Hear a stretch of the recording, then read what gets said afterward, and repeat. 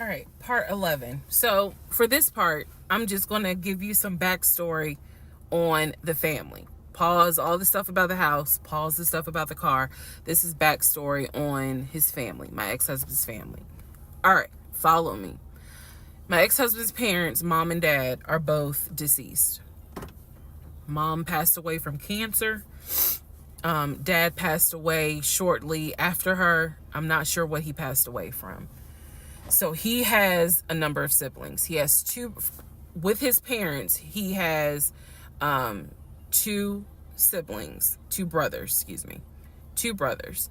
One is older, lives in Philly. One is younger by 2 years, lives in Nashville. He has two sisters. One, Shantae, is older, lives in Douglasville with her husband and two kids, a boy and a girl.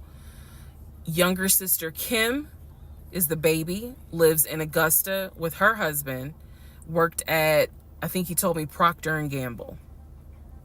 That was the story. He had two half brothers that were through his dad. One brother lived in Baltimore. The other brother lived in Augusta. The brother that lived in Augusta, I have physically met in person, shook hands, hugged, all that. The brother that lived in Baltimore, I have FaceTimed with, talked to him. The brother that lived in Philly, the older brother that he looked up to, I have never talked to him on the phone. I would always talk to him through my ex-husband. So the conversation would be like, hey babe, brother so-and-so said hey. He didn't call him brother so-and-so. We'll call him John. John said hey. Hey John. I would be in the bathroom doing my hair, brushing my teeth. Hey John. And he would be like, did you hear? He said, how you doing? I was like, I'm good. How's he doing? Because that's just me. And so he would relay back and forth, back and forth, back and forth. He talked to John every day from starting around July after the grandmother passed away. He would talk to John every morning.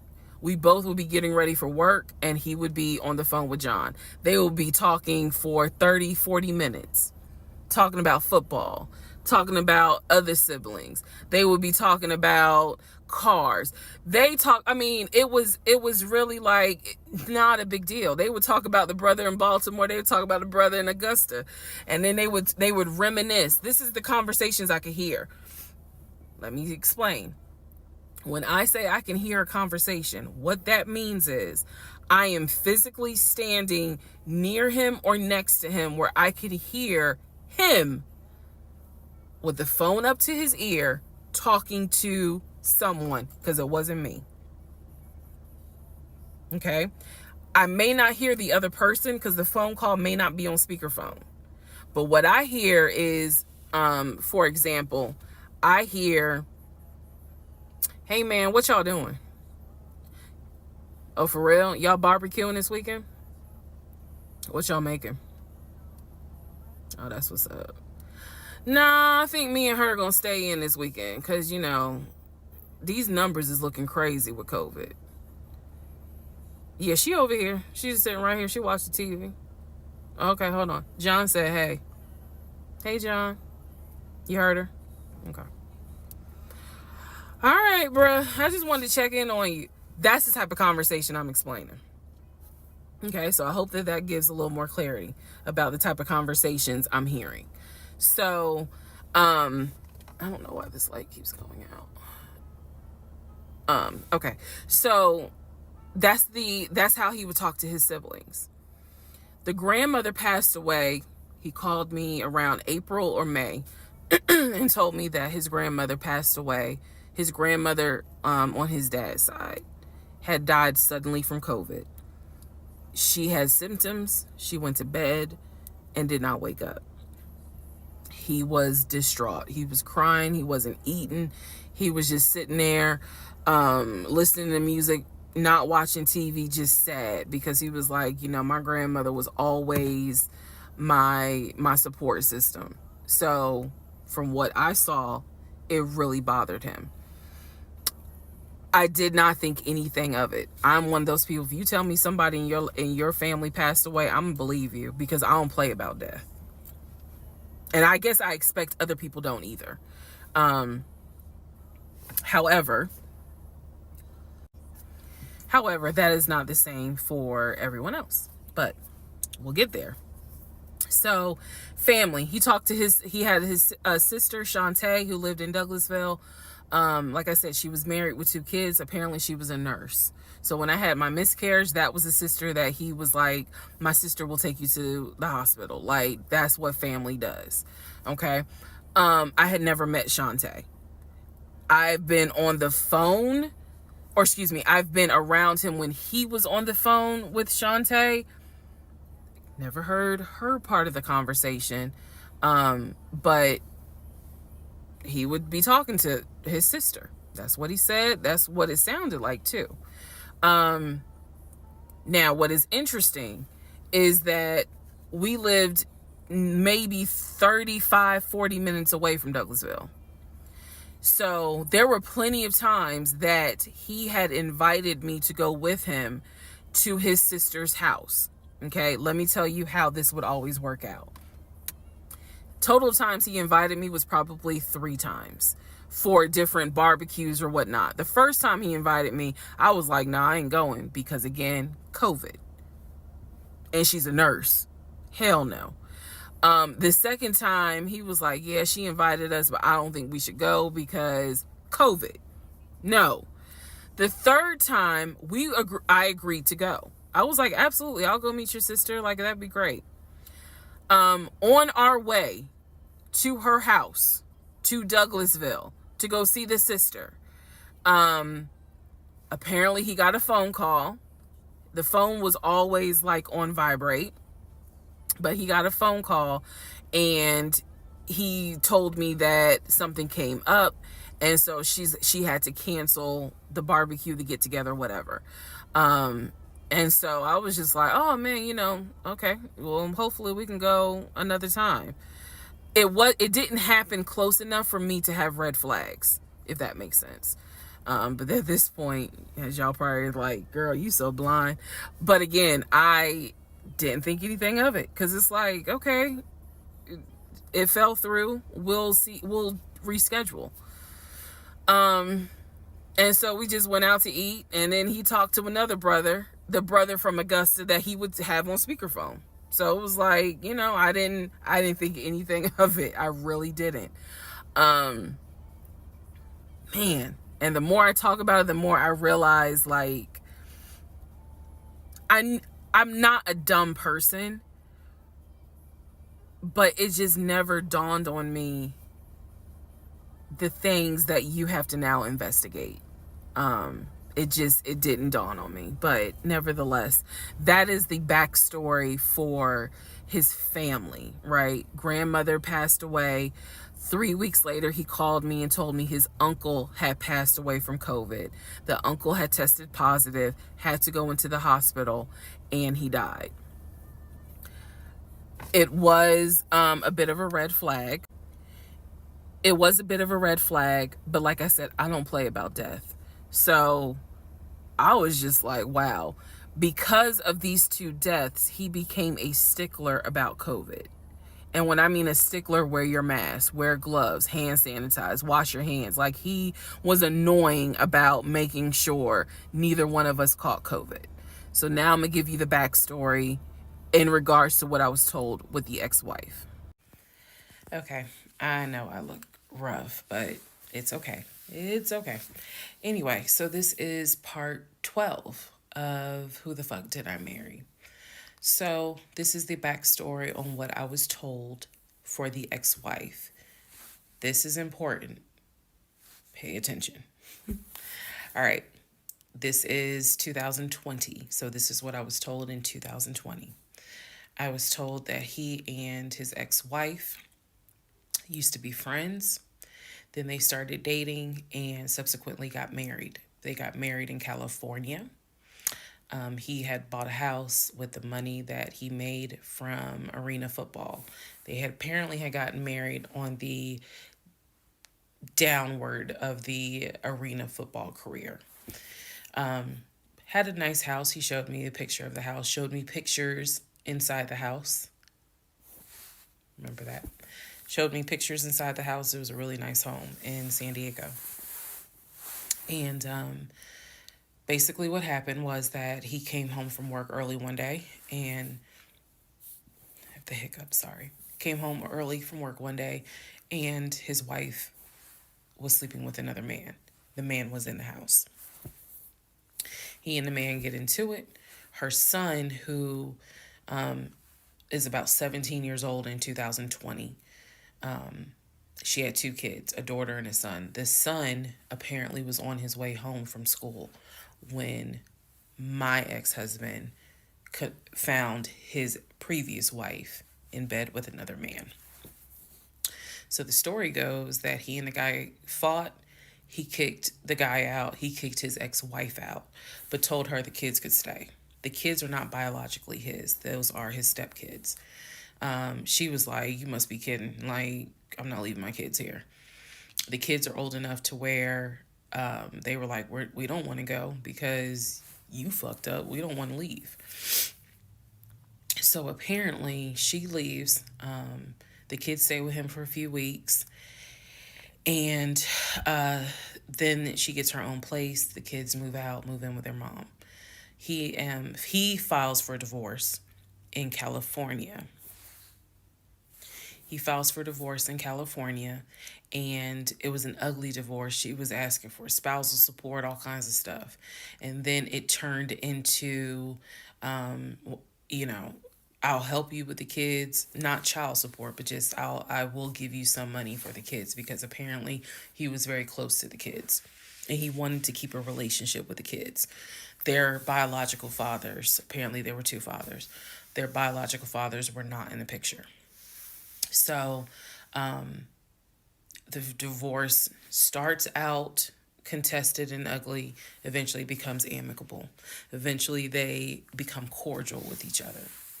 So my ex-husband moved. This is all before he ever met me. So I'm telling you the story of what I was told in 2020. So eventually, about 2 years later, is when his job approached him about an opportunity to transfer to Georgia. And so he took it. New beginning, fresh start. He has family in Georgia. He took it. He told me this story pretty much the second or third conversation we had. So it was always from the beginning that she had cheated. He caught her, and he had filed for divorce, but he was still close to the kids. They still had a great relationship. I've heard him on the phone with the kids, just encouraging them, helping the 17-year-old like with homework. The kids really apparently wanted to meet me, and I was fine with that. He would send them money, if they needed something, because he loved the kids as if they were his own. I'm telling you the story as I was told it in 2020. So let's see, around April or May of 2020, he informs me that his ex-wife has moved to Georgia. Apparently she's staying with her sister in Gwinnett County. So she has moved to Georgia. The 2 kids are now in Georgia. And so when he tells me all this, I'm like, so what's that supposed to mean? Now, I will say this. He never made it seem as if she wants him back. He never presented that. It was always, no, we're cool for the kids. We're cool for the kids. But he's never presented that she was trying to get him back. I feel like it's fair to her for me to say that. And again, stay with me. It all comes out. But that was the backstory in regards to the ex-wife. that they got married in California, they divorced in California, and then she eventually moved to Georgia, to Gwinnett County, after he had transferred to Georgia for his job. He did tell me that, every now and then he'll get a text message from her. He told me that he, told her when I was pregnant, he felt like she needed to hear that from him instead of hearing it from the kids. And we got into a bit of an argument about that, but honey, in the big scheme of things, that anyway. So we got into an argument about that. I felt like that's none of her business. But that's the overall backstory of her. So remember, because there will be a quiz, but just remember, he met her in California, married her in California, divorced her in California. She moved to Georgia, to Gwinnett County, after he moved to Georgia. Are we clear? Okay. Okay. Part 13 of Who the Fuck Did I Marry? So I've kind of given you guys all the backstory. Let's just kind of recap real quick. So I told you how we met. Met in March of 2020. Basically, Georgia got shut down. I keep saying shut down. Got locked down. We decided to quarantine together. I know it was crazy. It was crazy. I really liked him and thought he liked me. So I told you guys how we met. Things moved at a rapid pace. Met in March. Moved in together pretty much end of March, beginning of April. Found out I was pregnant in May. Lost the baby in June. Had to have surgery in July. Started looking for houses. Started looking at cars. All this stuff happened literally between March and in August is when I got my car. So, got a car in August. He paid the down payment for that car, which I was shocked by. And no, it was not a BMW or an Audi. It was a Nissan Altima, but I loved that car at the time. So he paid the down payment for that car. He told me he would help me with the car payment. The biggest mistake that I made, and I'll explain why I say this. The biggest mistake I made was that I signed myself up for a car note, where I knew I needed his help to pay the car note. I knew better.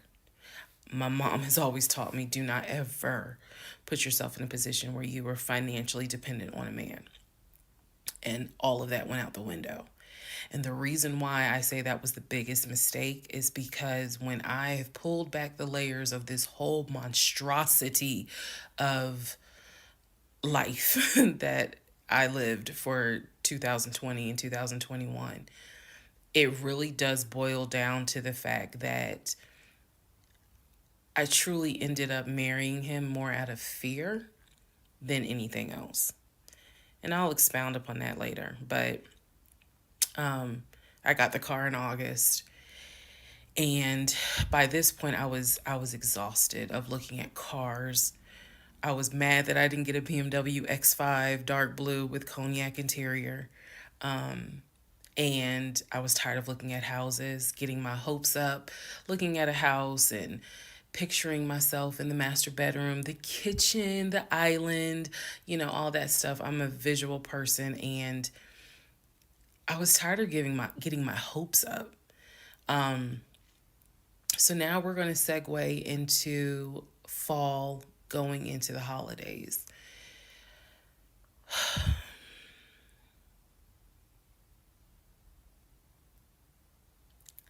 Here's what happened. In October, we looked at another house. This house was in Marietta. Absolutely gorgeous. It was gorgeous. I want to say that the house was about $700,000. I really liked the house. I could see myself living there. I could see myself cooking there. And so subsequently, my ex-husband put in an all-cash offer on that house. I watched him put an all cash offer in on the house. Our real estate agent, Scott, called us about 24 hours later, and he said, the sellers love your offer. The offer was an all cash, full asking price offer. 700,000. Let that sink in for a moment. He said the sellers love the offer. They are asking that you show proof of funds so that they can accept the offer. My ex-husband said, I will show proof of funds when they accept the offer. The seller said, great, we'll accept the offer when you show proof of funds. So basically we got into a standoff. And if you're a real estate agent or you work in real estate, I would love to know your thoughts on this. I had asked people in my personal life, like, have you ever heard of this before? And I've had plenty of people who said, I side with the ex-husband. I would not show my bank statements until they accepted the offer. And then I had other people who were like, I wouldn't accept an all cash offer unless I verify that the person can pay. So I'm just curious what your thoughts are. Okay. So our real estate agent called us and was like, guys, the sellers are giving you 2 days to show proof of funds. I had the letter that he showed me from Chase. I sent that to Scott, but that was for a mortgage. The offer was for all cash.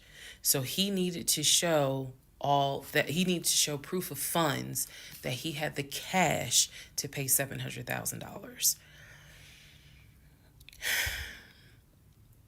He didn't show it. He refused to budge on showing them proof of funds until they accepted the offer because he was afraid that they were going to create a bidding war. So what ended up happening was Scott called us and said, I apologize because I didn't do my due diligence as a realtor. He said, before I ever started showing you guys a house, I should have collected your pre-approval letter and proof of funds.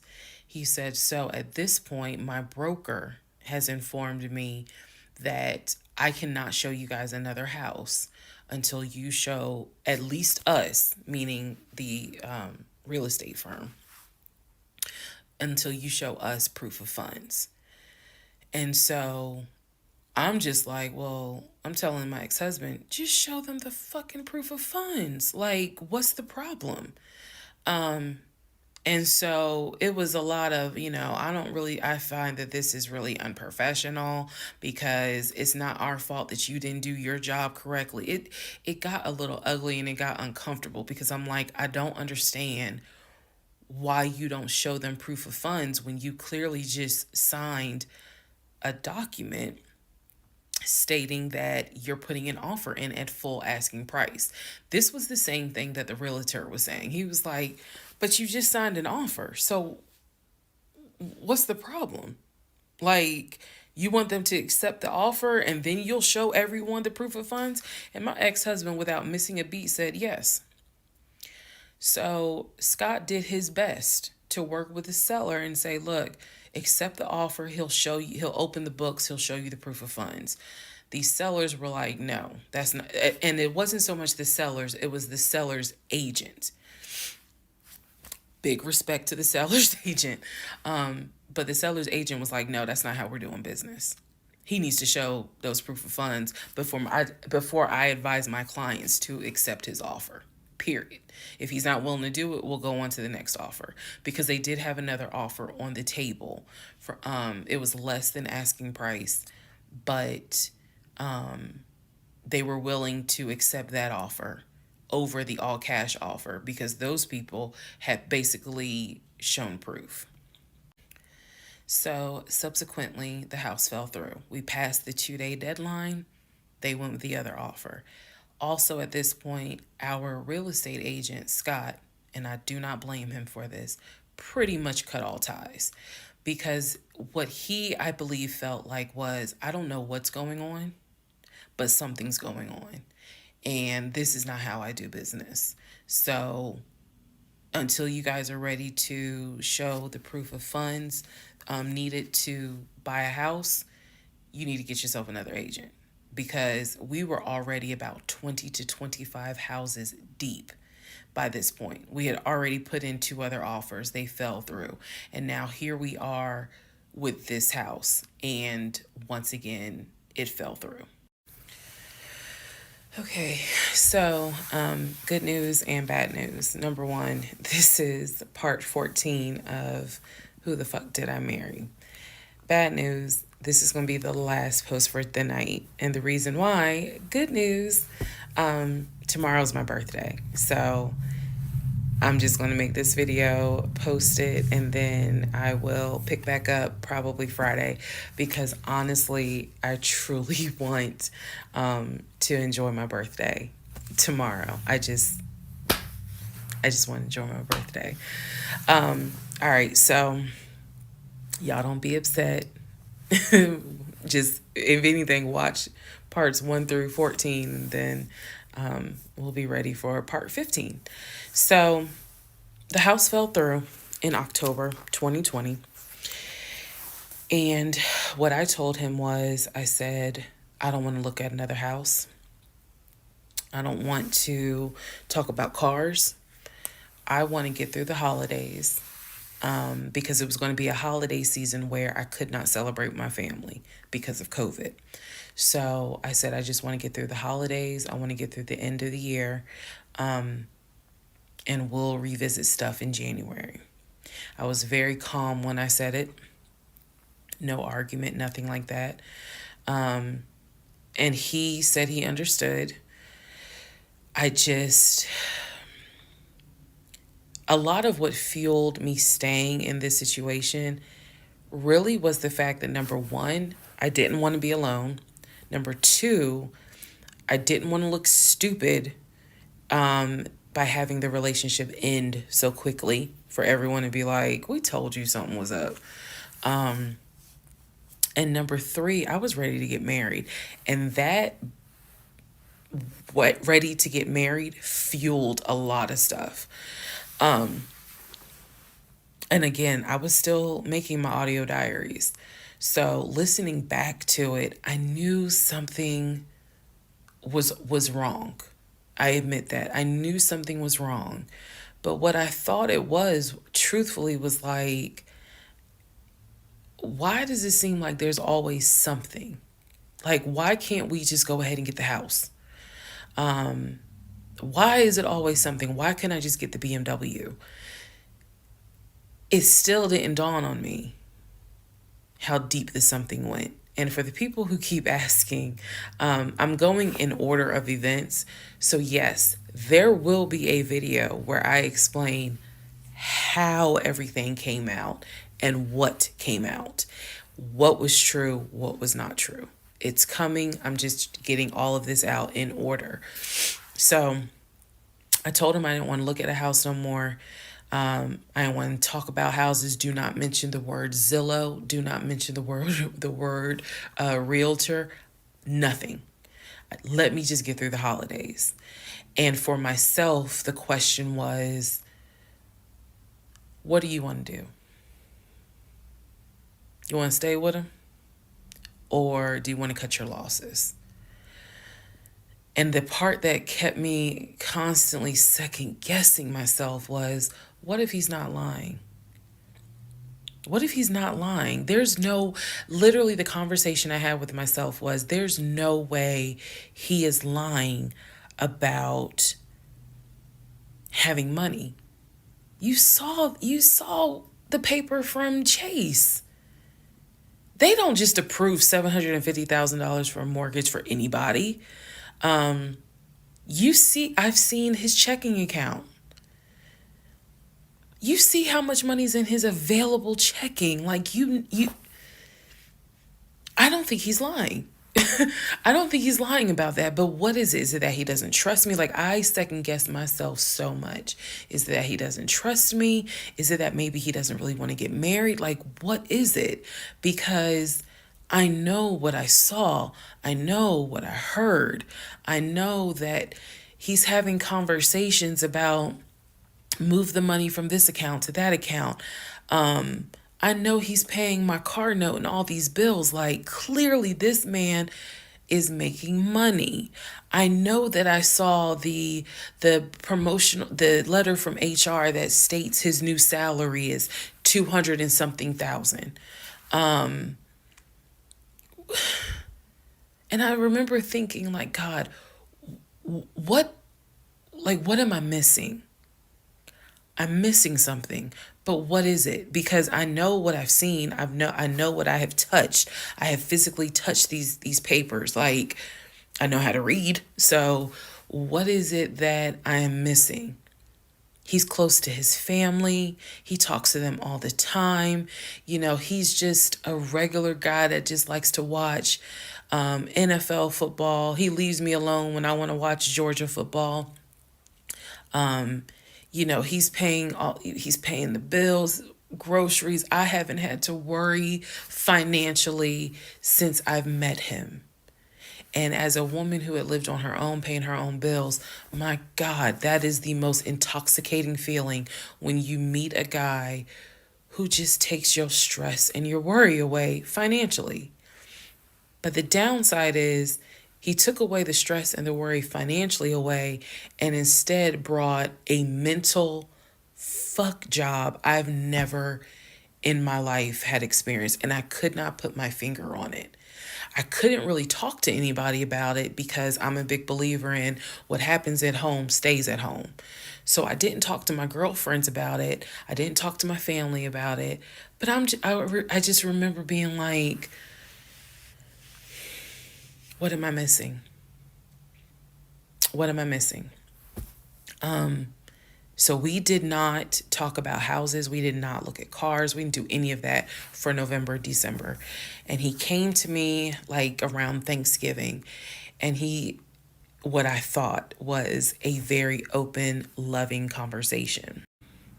And in that conversation, he was like, okay, I know I have fucked up. I know that things are not feeling too strong right now. He was like, I want us to get married. I want a home.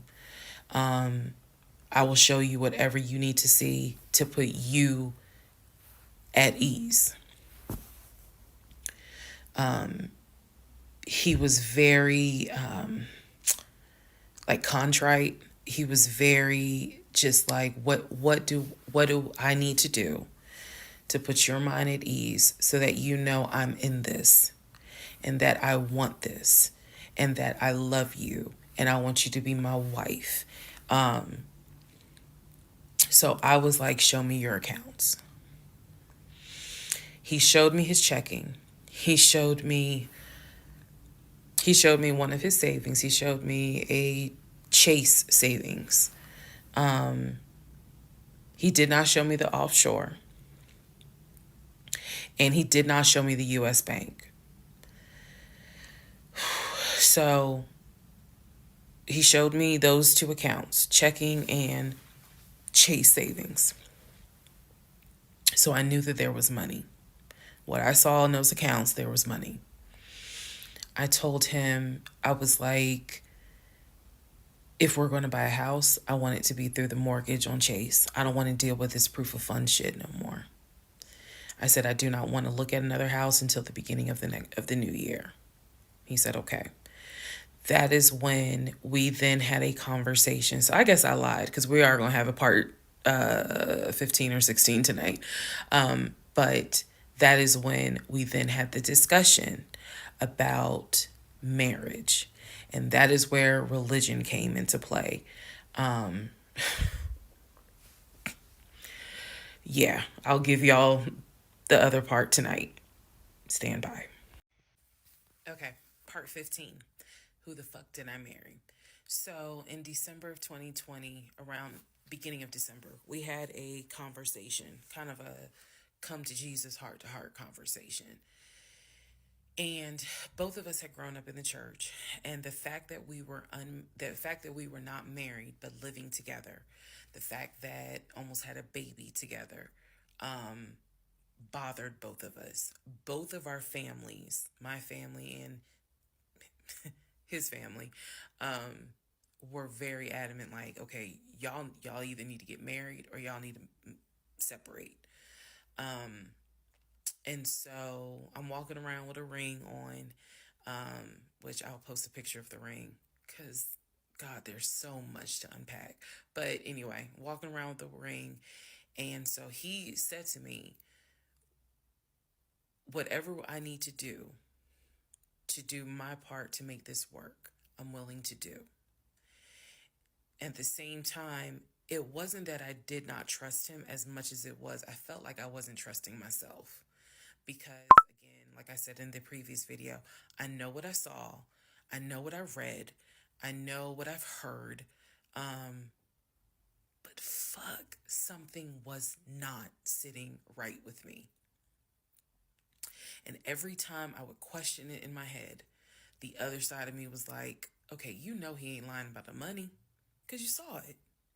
So you know he ain't lying.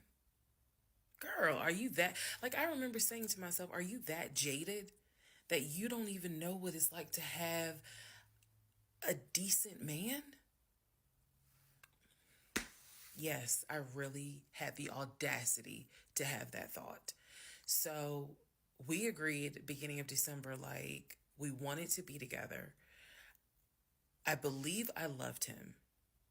I believed he loved me. So the decision was made that we were going to get married.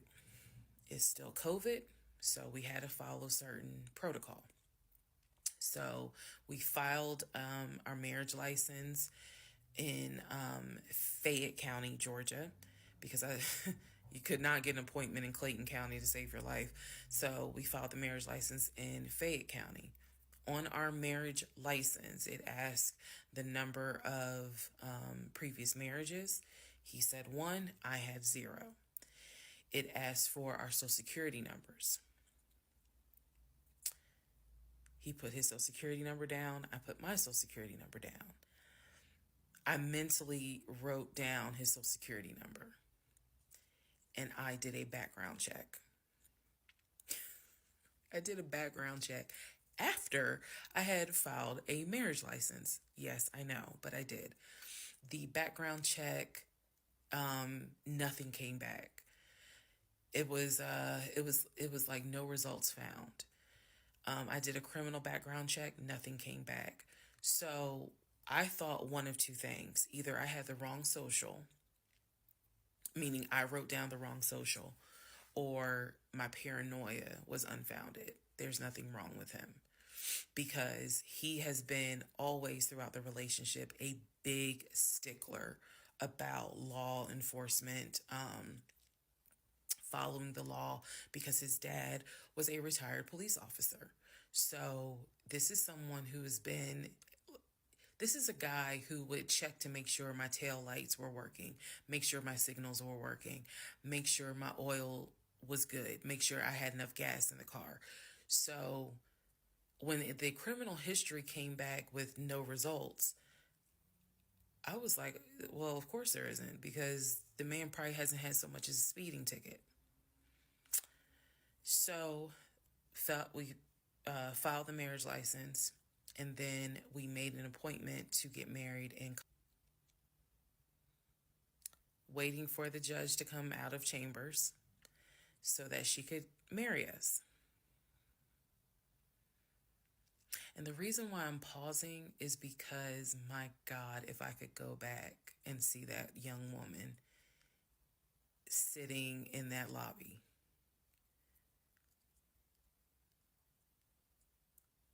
Wow. I know we can't go back in time, but damn, if I could go back in time, I would. I didn't tell anyone I was getting married because I was afraid that we had tried before in September and something came up. So I didn't want to tell anyone. I didn't want to get anyone's hopes up. I didn't want to get my hopes up. I know that's bad, but again, said I would be honest even if it's ugly. I told my mom, my family that we got married, told my friends. They could not believe it. Like my mother was relieved, but she had no idea about what was going on. My aunt was more like, really? You married him? My friend, the one who took me to the hospital for the miscarriage, was like, I wish you would have told me, like, you deserve to have people there, take pictures and celebrate and all this other stuff. And she was like, she's the type of friend, if you like it, I love it. You rock with him, I rock with him. The moment you don't, I don't either. So she was supportive. My other girlfriends were happy for me. They just hated that I had to get married during COVID. Because they were like, we would have loved to have, thrown you a bridal shower and a bachelorette party and all of that. It just sucks that you couldn't experience that. So we got married on a Tuesday. On the way home, stopped and got some wings. Went home, and I had to get ready to go to work the next day. And life. I got married January 5th. By January 31st, I knew I was in trouble. I still didn't know how deep, but I knew I was in trouble. So, to give you all a very, very, very candid idea, got married January 5th. The normal things that married newlyweds do when we got married completely stopped. And that was not by me. You always hear men talk about, man, now that we're married, she don't. In my case, it was the exact opposite. It was the exact opposite. So, anyway, because this is not a forum to be all R-rated or whatnot, but y'all get what I'm saying. So, we got married January 5th. January 6th, I went to work. It was, a lot of people congratulated me because it kind of word got out that I had gotten married. January 7th, I filed the paperwork to change my last name. And if you were following me, you can go back like 15, 16 videos, and I talk about how I had to change my name back to my maiden name. But I changed my name within about 3 days of getting married. My attitude was, this is the bed that I made. I'm going to do right by him. I'm going to do right by my marriage. I took marriage seriously. And when I married him, I absolutely married him thinking, I'm going to be with you for the next 40, 50 years. So we're going to have to figure this shit out. That was my mindset. I did not get married to turn around and be divorced in 6 months. But I got married January 5th, 2021.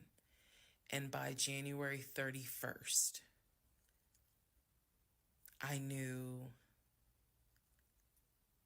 I was in serious trouble. So that is where we are. The next set of videos, the next set of all this will be me talking about how things went downhill before it crashed and I found everything out. In the meantime, tomorrow is my birthday. So